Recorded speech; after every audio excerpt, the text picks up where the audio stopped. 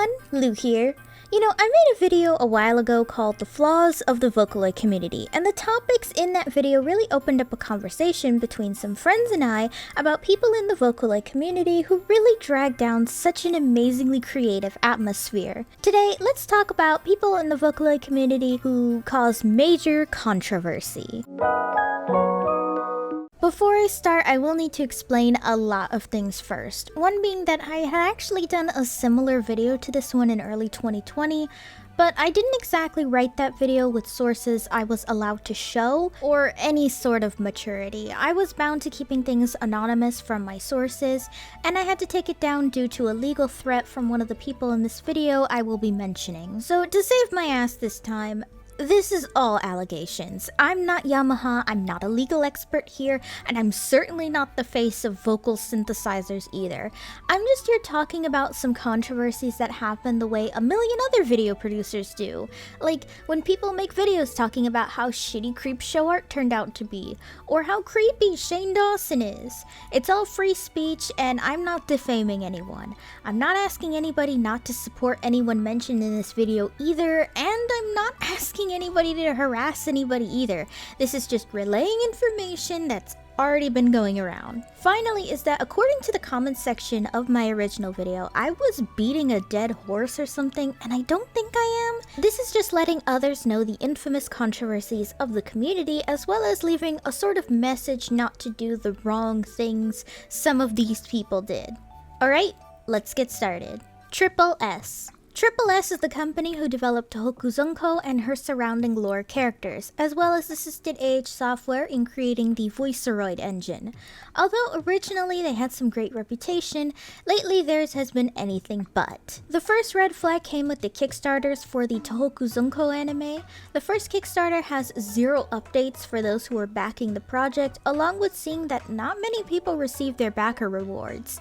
Then they made a second Kickstarter for English subtitles for Zunda Horizon, the Tohoku anime, and despite being funded, they still have never made English subtitles for Zunda Horizon, and something tells me no one received their backer rewards there either.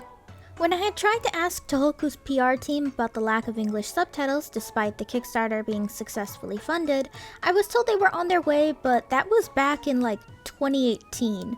From what I heard from others in the community, they told someone else that they struggled to find a translator at the budget they had, which is really odd to me. Like, wouldn't you find a quote from translators and then make your Kickstarter budget based on that? Then, of course, we reach the NFT territory. And now, I'm not going to talk about the environmental hazards of NFTs because that's already been stated to death. But the main issue is that NFTs are honestly a huge scam if that wasn't obvious enough already. It's no better than buying a star or fake land in Scotland. Hell, buying and flipping Barbie dolls is more profitable than flipping NFTs.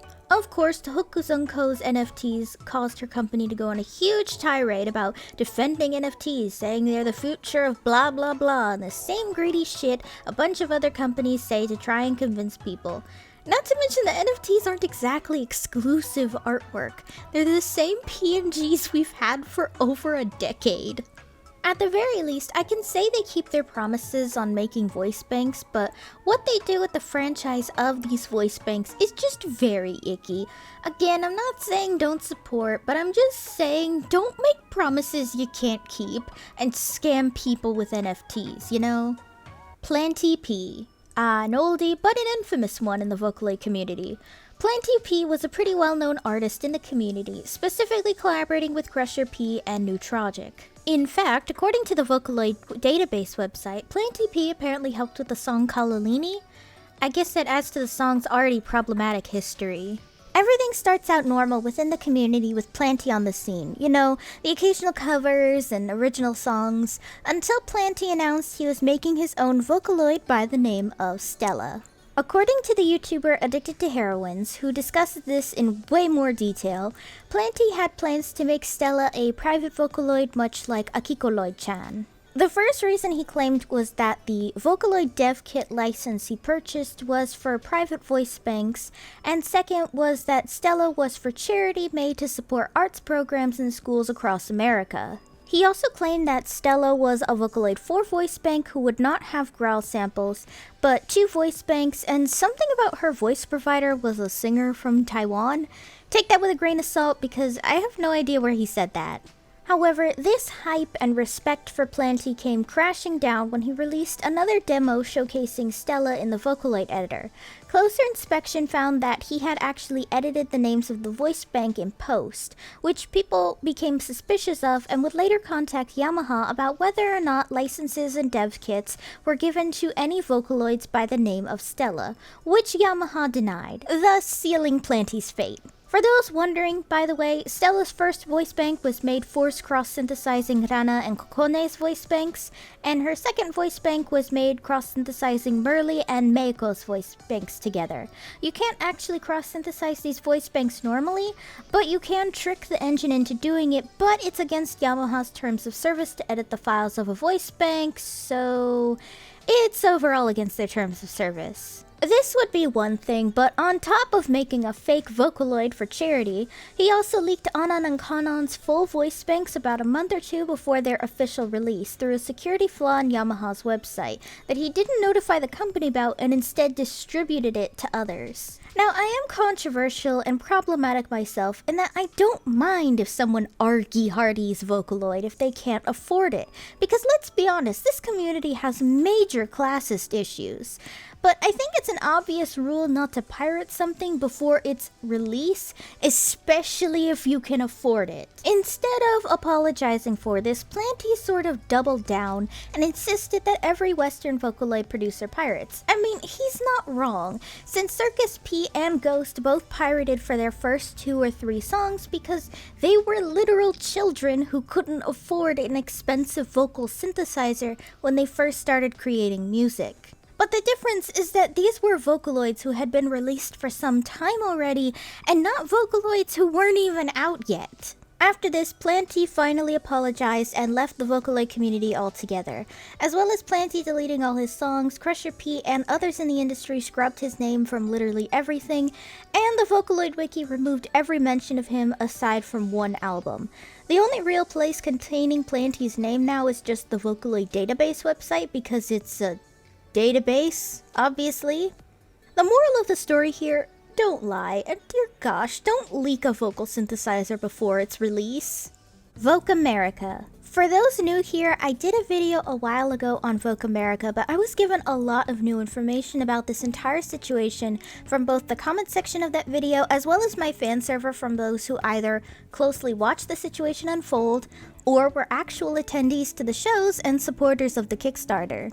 Now, I did look further into what others were saying about VOC America from both my comment section, Twitter, and other sites who provided screenshots for things that I didn't even know about. First is that sadly VOC America is officially discontinued.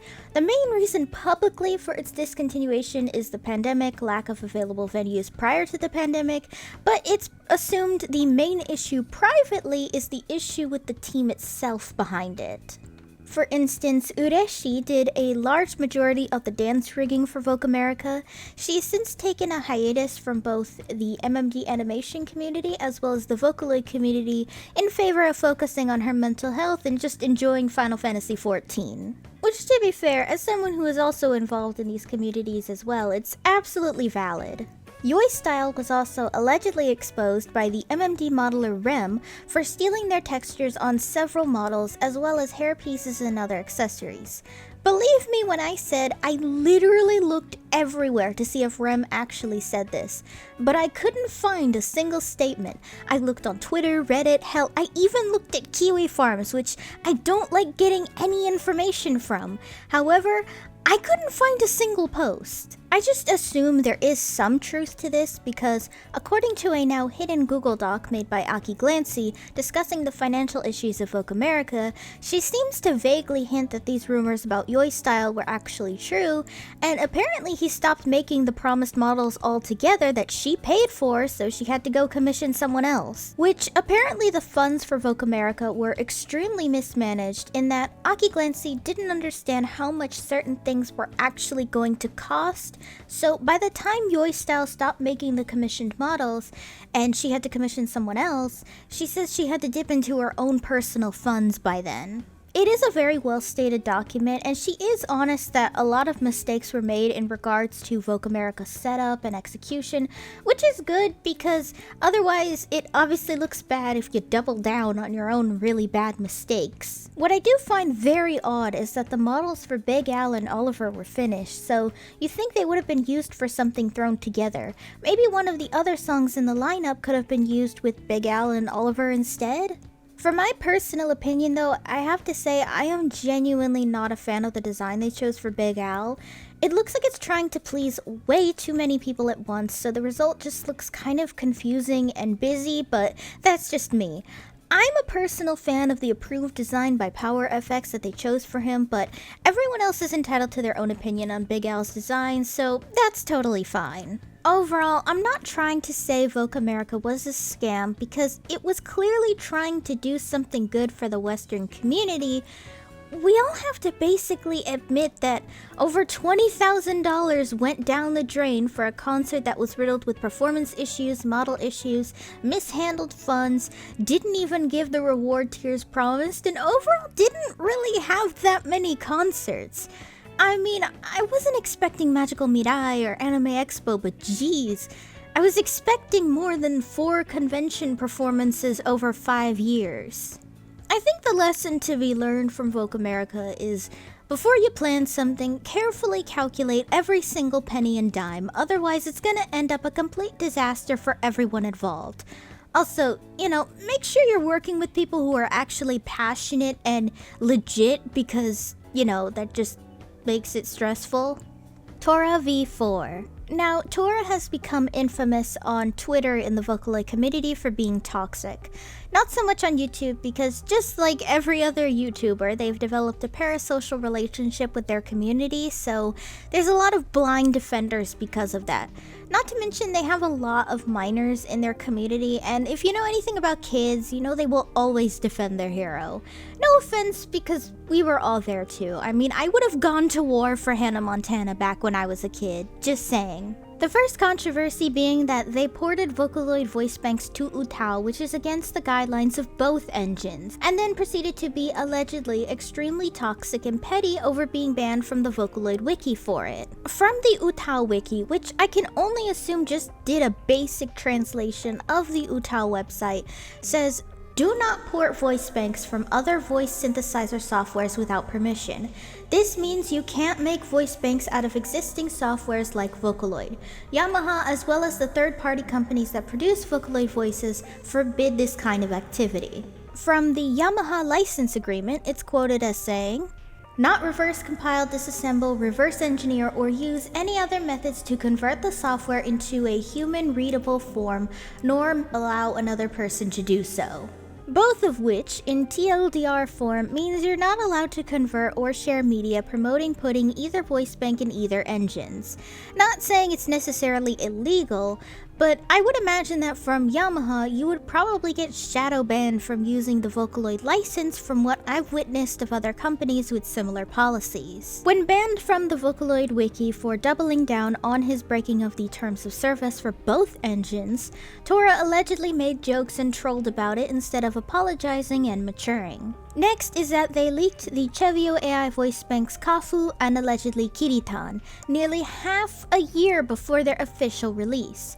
According to what I was told anonymously from ex-friends and members of their server, this was allegedly due to a security breach on the AH software website involving inspect element searching or something like that, which I don't fully understand. The most I know with coding is making Tumblr themes, so obviously I'm not an expert. During this leak, people were rightfully upset by this and reported Torah to vocal synth companies for their breach of security and leaking voice banks where they were disqualified from a Riko Kaharu for Synth 5 giveaway by her developer company Tokyo 6. Allegedly, they made jokes and gifs about it, virtually doubling down instead of apologizing and maturing. Even further is that later on, Torah did end up purchasing Rika Koharu and later tried to sell her voice bank on Twitter while cracking jokes with a supposed friend about the fact that he was disqualified. Tokyo 6 caught wind of this and were rightfully not exactly happy to hear how petty Torah was. I don't know how that situation was handled in private or if that Rika Koharu sold, but that's just an oof from my perspective. Of course, there are multiple other allegations as well that I don't know the full story for. From allegedly posting NSFW art of underage characters, insulting those with they/them pronouns in the LGBTQ+ community despite going by they/them pronouns themselves, possibly allowing NSFW images in a server full of minors, and more that I honestly can't go into because I either don't have enough solid proof for a video like this one, or it's just too long to put in a video tackling other people.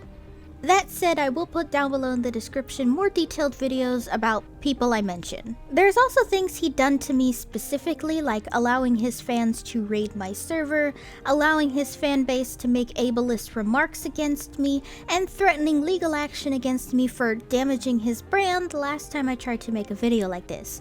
Admittedly, yes, that video was a very immature handling of it, but to say I'm causing damage to his quote-unquote brand is a bit silly if you ask me. Now, Torah has allegedly apologized for some of these interactions in a twit longer, but according to others, his statements were filled with holes and kind of twisted the truth, so I guess take it with a grain of salt or come up with your own conclusions. I'm not stating my personal opinion on this, so I'm leaving it up to you guys. Again, I'm not asking anyone not to support someone, and I'm definitely not asking anyone to attack anyone here. This is just a video meant to educate others on how to not be as a person, producer, or content creator in any community. Again, all these are allegations as well, so I can't really sit here and parade all these around as facts that XYZ is a terrible person and should be boycotted at all times, because that's silly otherwise. Regardless, I hope you all enjoyed the video. Let me know down below if you've heard of these controversies before, or if there were any controversies in the Vocaloid community you know about down below.